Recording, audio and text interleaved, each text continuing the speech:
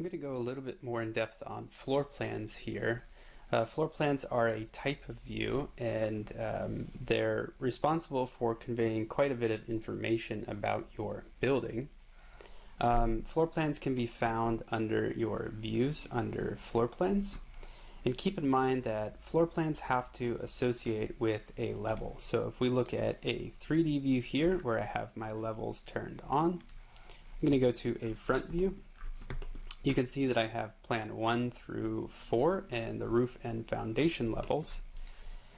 And you can see that there are some floor plans that are created that are named very similar to this.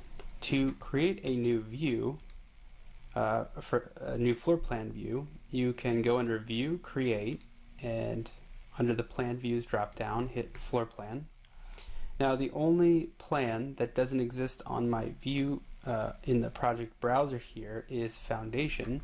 That's because Revit doesn't like to duplicate your floor plans by default, so that you are understanding what sort of already exists on your project browser versus doesn't.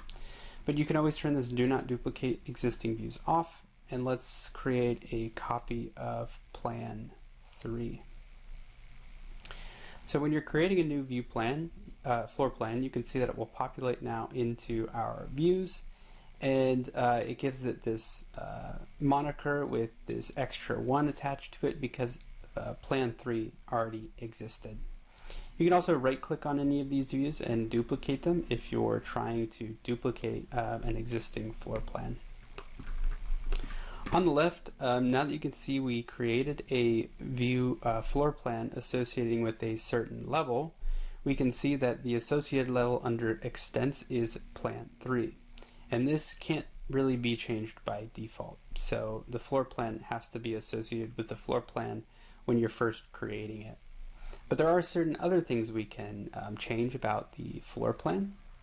We've gone over view graphics and view templates. Those work very much like 3D views or other views like elevations. But we have other things like view range and scope boxes that we need to start paying attention to. View range is going to be your sort of primary method of investigating why something is not showing beyond. For instance, if we click this view range under our Plan 3, we can see that it gives us a top cut plane and a bottom, as well as a view depth.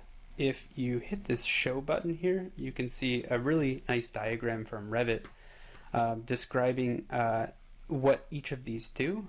I suggest if you're ever editing the view range, you always hit show so that you know how changing these numbers and these associated levels affects your view range.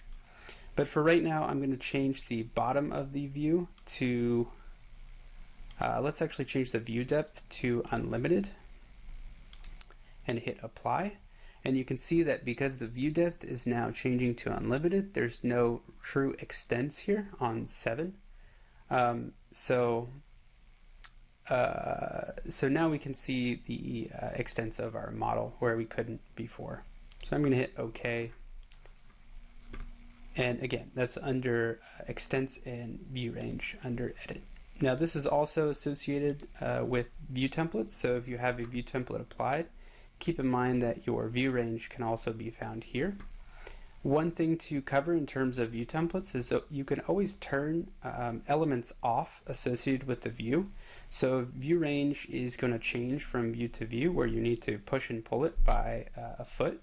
You can always turn it off under include, hit OK, and now even though I do have a view template applied, my view range is editable. Let's go ahead and try and crop this view. Now there's a couple ways you can go ahead and crop it. By default, because we created a new view, it's not giving us a crop boundary and there was no view template applied by default, so it's just showing basically the entirety of the model or what it can see. To change this, we can go ahead and turn the crop view on under Extents, and we need to make sure that the crop region is visible. So once we turn the crop region visible on, this box appears, and now we have some drag handles that we can push and pull the crop extents. You can also edit this as a sketch by clicking the crop boundary, and under Edit Crop under Mode, it will work very much like a floor plan. but you can draw certain elements out of your crop if you so wish, so it doesn't actually have to be a square or a rectangle.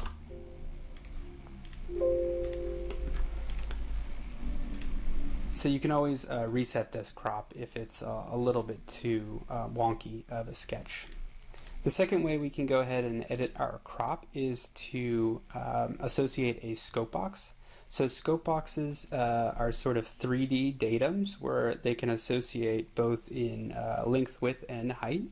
So here you can see this current model has two scope boxes, which are these green dashed line boxes.